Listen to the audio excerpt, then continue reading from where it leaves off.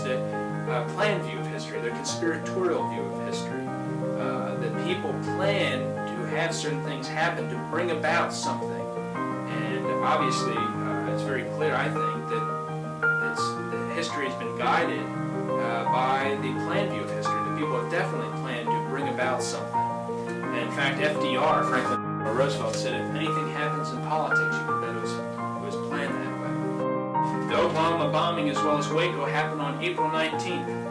According to the Satanic calendar of high days, April 19th inaugurates a period of blood sacrifice to the beast, culminating on May 1st each year.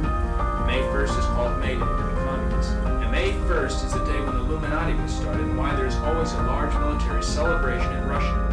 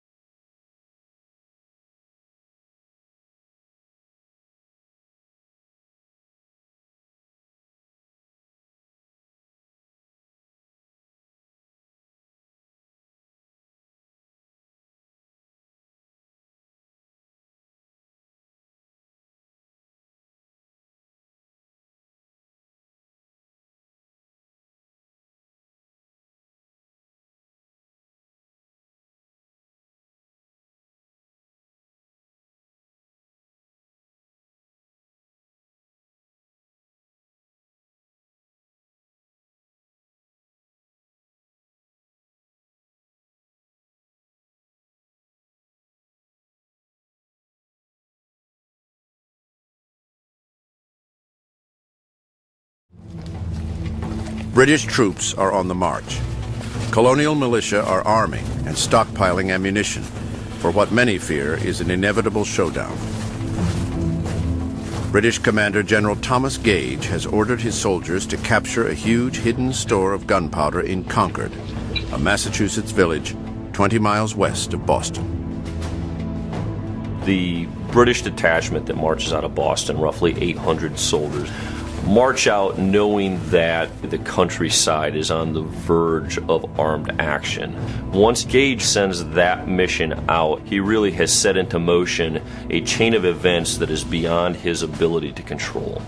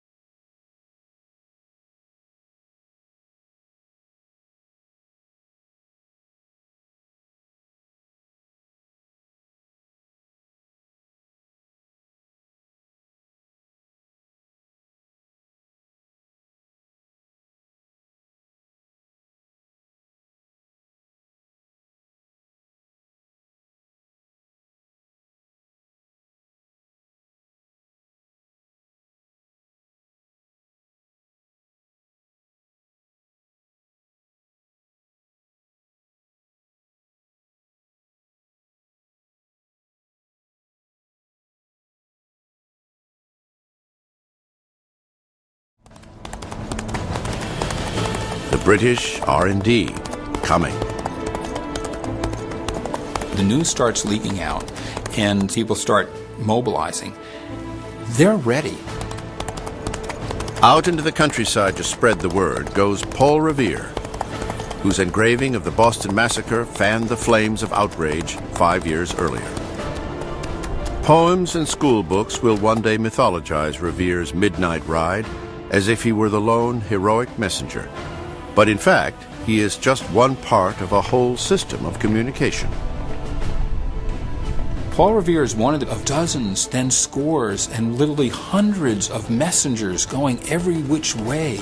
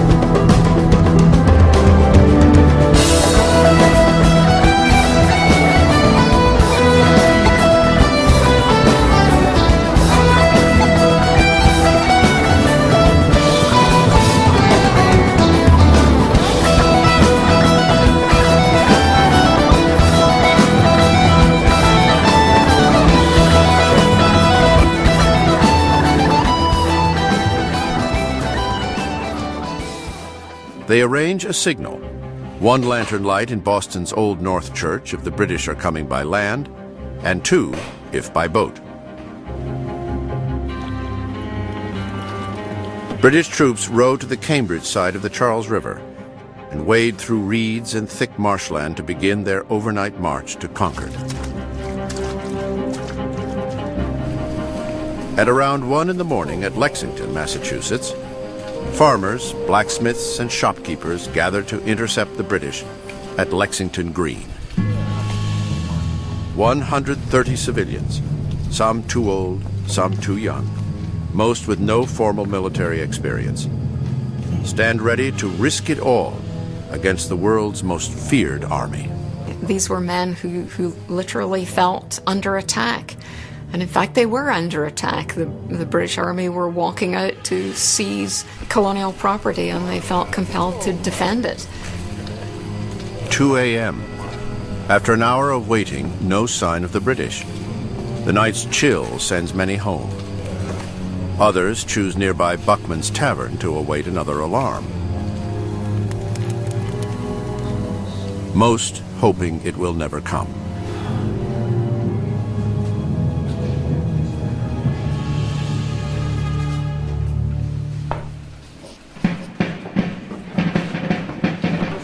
At 4:30 a.m. Drums announce that the British are on their way.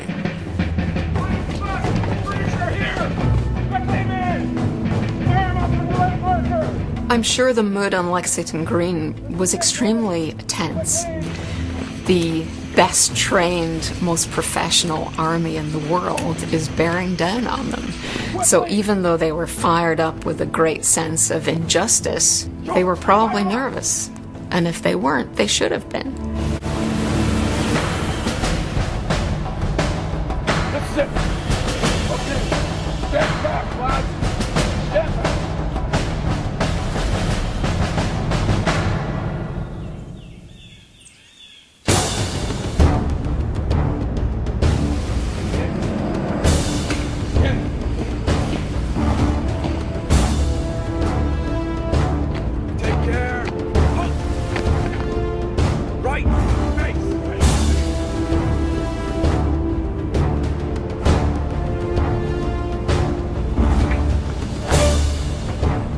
Both sides eye each other suspiciously, both sides not wanting to take a misstep. All of a sudden, a single shot is fired. Nobody knows who fired the shot. After the war and investigations, nobody ever found out. As soon as that shot was fired, both sides commenced firing at will, and the American Revolution was on.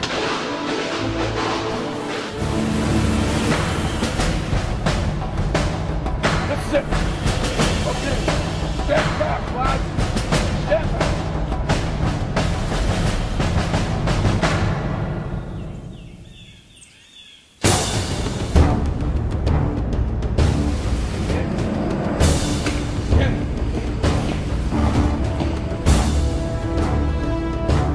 Take care.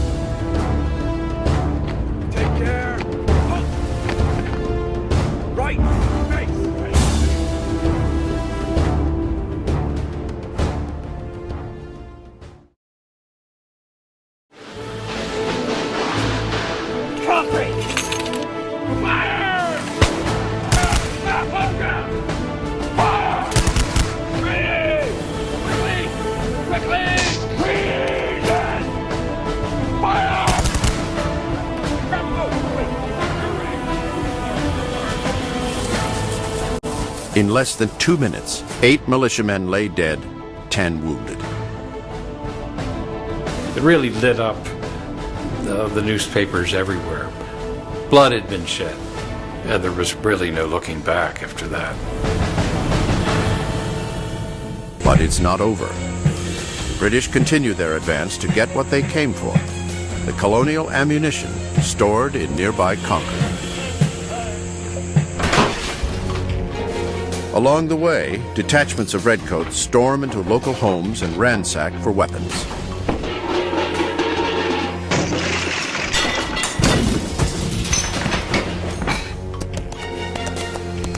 The word spreads, and militia from all over the area rush toward Concord to head off the British. This time, it's the Americans who are coming. They find not just the conquered militiamen, but all sorts of other militiamen coming and still coming and still coming and still coming. The British are certain they can swat these militia away like pesky flies, and find that they cannot, that they've encountered hard-fighting men. The British are badly outnumbered. They are forced to retreat. 16 miles separate them from the safety of Boston. 16 miles on foot. They are sitting ducks for armed and angry colonials. It is a trauma they won't soon forget. All the hills on either side of us were covered with rebels, so that they kept the road always lined and a very hot fire on us without intermission. Henry de Bernier, British soldier.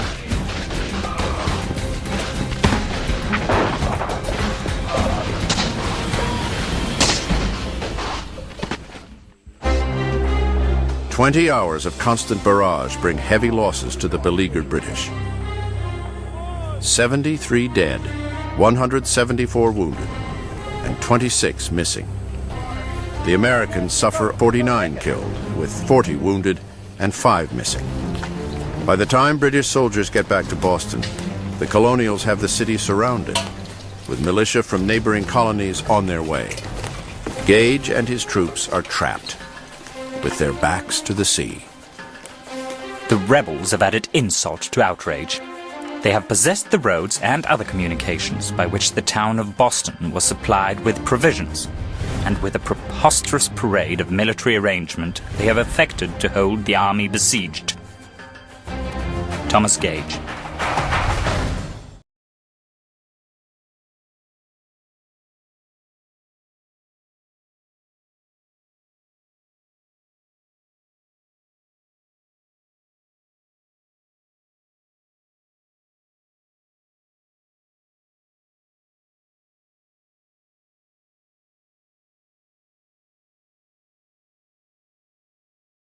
Horrible sight.